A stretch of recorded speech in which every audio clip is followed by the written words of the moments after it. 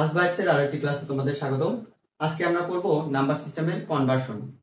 আমরা প্রথমে যেসব নাম্বার সিস্টেম পজিশনাল সংখ্যা পদ্ধতি পাইছি সেগুলো থেকে আমরা একটু করসপন্ডিং মানগুলো আমরা দেখি। যদি 0, বাইনারিতেও 0, অক্টালেও 0, হেক্সাডেসিমালেও 0, কেন 0? এই অঙ্কটা আসলে সব সংখ্যা পদ্ধতিতেই পাই, এই জন্য একইভাবে আমরা রিপ্রেজেন্ট করতে পারি। তারপরে আসে 1 1 1 1, এটাও সব সংখ্যা পদ্ধতিতে 1 ইউজ করা হয়, সেই জন্য একইভাবে আমরা রিপ্রেজেন্ট করতে পারলাম। তারপরে যদি আসি 2 এর ক্ষেত্রে দেখো একটু চেঞ্জ। এই যে বাইনারিতে এসে পাচ্ছি 1 0, কেন 1 0? এখানে আমরা কিন্তু এই যে বাইনারিতে ইউনিক সাইন দুইটা 0 এবং 1, তো এই দুইটা সাইন দিয়েই আমাদের যে কোনো সংখ্যাকে রিপ্রেজেন্ট করতে হবে। তো এই জন্য আমরা এখানে পাইছি 1 0। এটার একটা ট্রিক্স আছে, এটা আমরা রেজিস্টারের মাধ্যমে এটা প্রকাশ করার জন্য, মানে নিজেরা যদি তাড়াতাড়ি একটা কনভার্সনের কথা চিন্তা করি, ছোট ছোট নাম্বারগুলা, সেক্ষেত্রে যদি এটা একটা 4 বিট রেজিস্টার চিন্তা করো,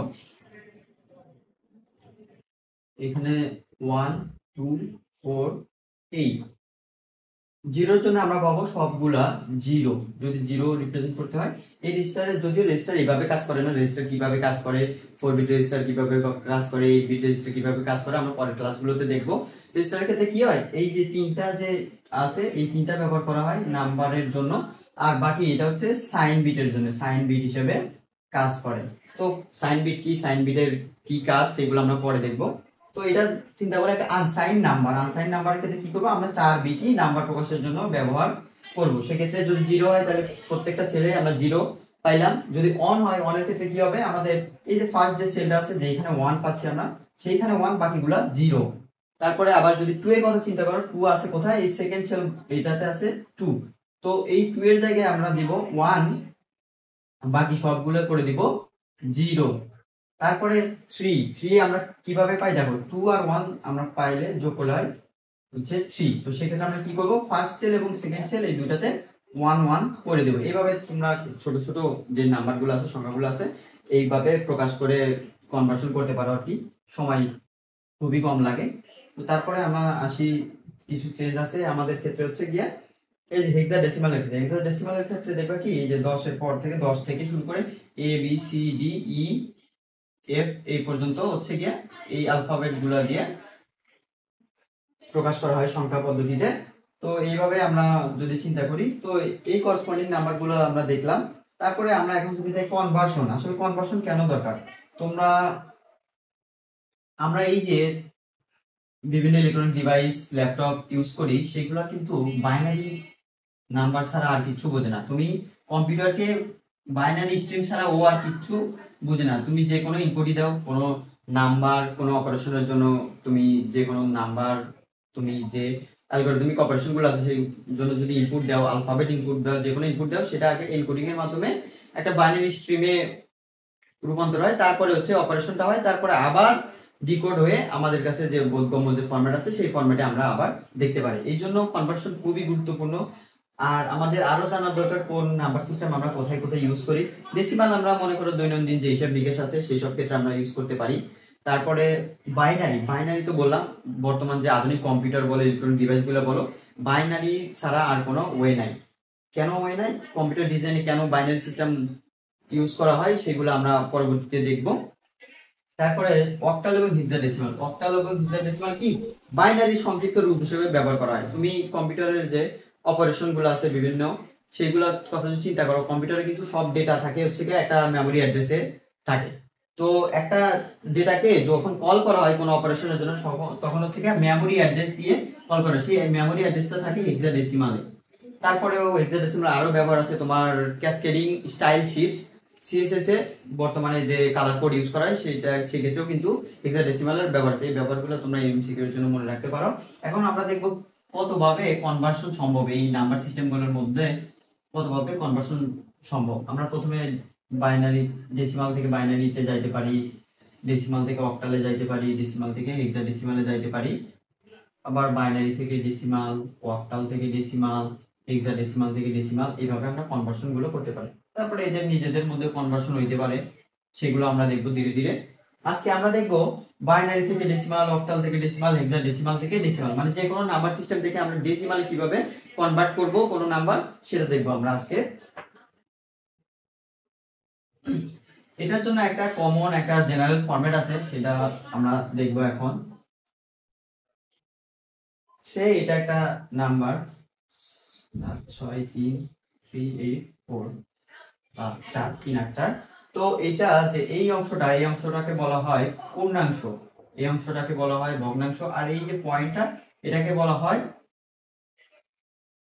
রেডিক্স পয়েন্ট।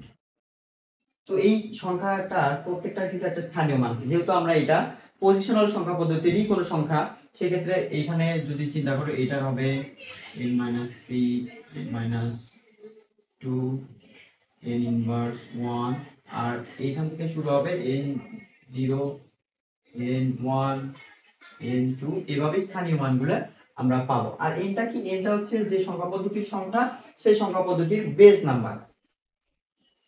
তো আমরা এখন কোনো বাইনারি নাম্বারকে আমরা দশমিকে রূপান্তর করতে চাই, যদি লেটস সে 1001, এটা একটা বাইনারি সংখ্যা মনে করো।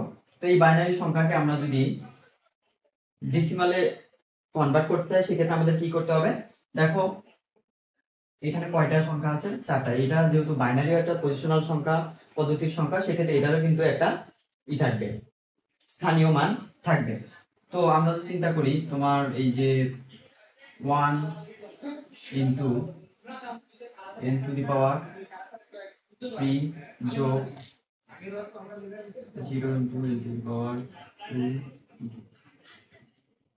যোগ 0 into n to the power 1 যোগ 1 ইন্টু n টু দি পাওয়ার 0।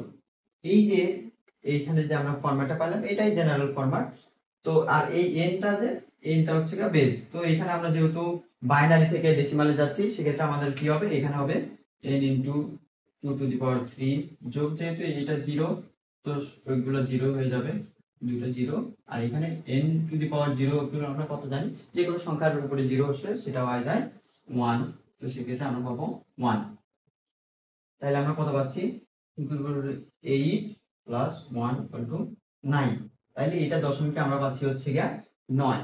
তো এইভাবে আমরা যদি এখন অক্টাল থেকে আমরা ডেসিমালে আসতে চাই, সেক্ষেত্রে আমাদের কি করতে হবে, দেখো আমরা 2 4 3 এটা যদি একটা অক্টাল নাম্বার হয়, এইখান থেকে আমরা কি করব, ডেসিমালে কনভার্ট করব। তো ডেসিমালে কনভার্টের ক্ষেত্রে আমাদের কি করতে হবে, এই সংখ্যার প্রত্যেকটা অঙ্কের সাথে সাথে স্থানীয় মানটা নিতে হবে। যেহেতু স্থানীয় মান এখানে দেখো, এখানে n0 n1 n2, তো এখানে আমরা কি পাবো, into n to the power 2 যোগ 4 into n to the power 1 যোগ 3 ইনটু n টু দি পাওয়ার 0। তো আমরা যদি এটা যেহেতু অক্টাল থেকে ডেসিমালে যাচ্ছি, তাহলে এইটা হবে কি, এইটা হবে যে সংখ্যা থেকে আমরা ডেসিমালে যাচ্ছি সেই সংখ্যার বেস। অক্টালের বেস কত, 8। তাহলে আমরা অক্টালের বেসটা আমরা এখানে লিখে দিব 4 into n to the 1 plus 3 into 1, যেহেতু পাওয়ার 0 1, এটা যোগ করে আমরা যা পাবো সেটাই আমাদের হবে ডেসিমাল নাম্বারে কনভার্সন। এই যে দশমিকের পরের অংশ কিন্তু একটু ভিন্ন আছে। যদি আমরা কোনো একটা মনে করো 0.1010 এটা চিন্তা করি, মনে করো বাইনারি সংখ্যা, এটা একটা দশমিক সংখ্যা, সেই ক্ষেত্রে আমরা কিভাবে করব, সেই ক্ষেত্রে দেখো আমরা 1 ইন্টু -1, সেক্ষেত্রে কিন্তু আমরা লেফট থেকে রাইটের দিকে যাব, লেফট থেকে রাইটের দিকে। আর আমরা পূর্ণাংশের ক্ষেত্রে কি করছি, রাইট থেকে লেফটের দিকে। তো n to the power -1 0 into n to the power -2 into 0 into 1 into n to the power -3। এইভাবে আমরা ভগ্নাংশের ক্ষেত্রে কনভার্সন করব এইভাবে। তো এইবার আমরা একটা হেক্সাডেসিমাল নাম্বার দেখব, সেটা কিভাবে আমরা ডেসিমালে কনভার্ট করব সেটা আমরা আজকে দেখব। এসে a b c, এটা একটা যে হেক্সাডেসিমালের সংখ্যা, সেটা তো কোনো সন্দেহ নেই, যেহেতু আমাদের বেজ আছে আর a b c এই সাইনগুলো হেক্সাডেসিমালে ইউজ করা হয়।